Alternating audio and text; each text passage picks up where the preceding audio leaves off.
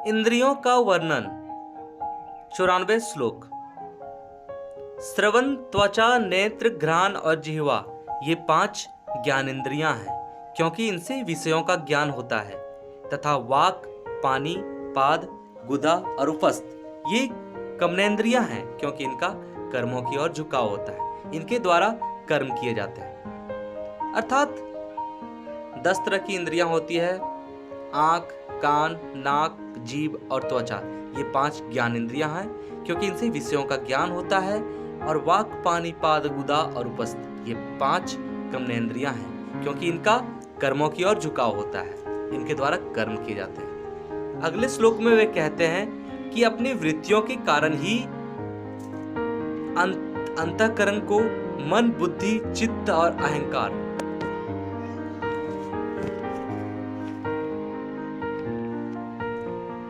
आदि नामों से पुकारा जाता है। अर्थात ये अंतःकरण के ही भेद हैं। संकल्प विकल्प के कारण मन पदार्थ का निश्चय करने के कारण बुद्धि, मैं ऐसा अभिमान करने से अहंकार और अपना इष्ट चिंतन करने के कारण यह चित्त कहलाता है। पंच प्राण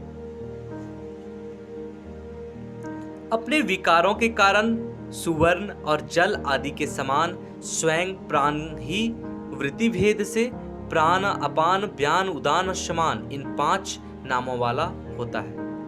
इस श्लोक में वे बताते हैं कि अपने वृत्ति भेद से प्राण को ही 5 अलग अलग कार्यों और नामों से जाना जाता है। प्राण, अपान, व्यान, उदान और शमान ये 5 तरह के प्राण हमारे शरीर में व्याप्त रहते हैं, अलग अलग जगह।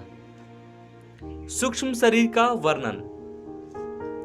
वाग आदि 5 कर्मेंद्रियां, श्रवण आदि 5 ज्ञानेंद्रियां, प्राण आदि 5 प्राण, आकाश आदि 5 महाभूत, बुद्ध आदि अंतःकरण चतुष्टय, अविद्या तथा काम और कर्म इसे पुर्यष्टक अथवा सूक्ष्म शरीर कहते हैं। अगले श्लोक में वे कहते हैं यह सूक्ष्म अथवा लिंग शरीर अपंचीकृत महाभूतों से उत्पन्न हुआ है। यह वासना युक्त होकर कर्म फलों का अनुभव करता है और स्वरूप का ज्ञान न होने के कारण आत्मा की अनादि उपाधि है। अर्थात हमारा आत्मा ही वह सूक्ष्म शरीर है। इसकी अभिव्यक्ति स्वप्नावस्था है, जहां यह स्वयं से ही बचा हुआ भासित होता है। स्वप्न में जहां यह स्वयं प्रकाश परात्मा शुद्ध चेतन भासता है, वहां बुद्धि जागृत काल की नाना प्रकार की वासनाओं से कर्ता आदि भावों को प्राप्त होकर स्वयं ही वैसी प्रतीत होने लगती है। अगले श्लोक में वे कहते हैं बुद्धि ही जिसकी उपाधि है, ऐसा वह सर्व साक्षी बुद्धि के लिए हुए कर्मों से असंग होने के कारण तनिक भी लिप्त नहीं होता है, अतः उपाधिकृत कर्मों से असंग रहता है।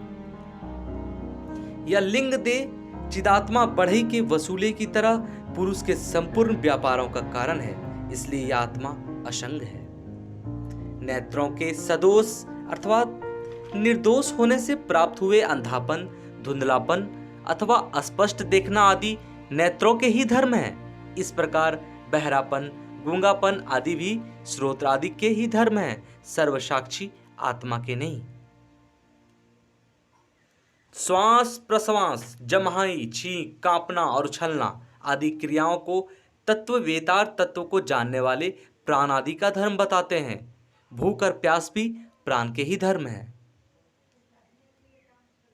अहंकार शरीर में इन चक्षु आदि इंद्रियों में चिदाभास के तेज से व्याप्त हुआ अंतःकरण मैंपन का अभिमान करता हुआ स्थिर रहता है।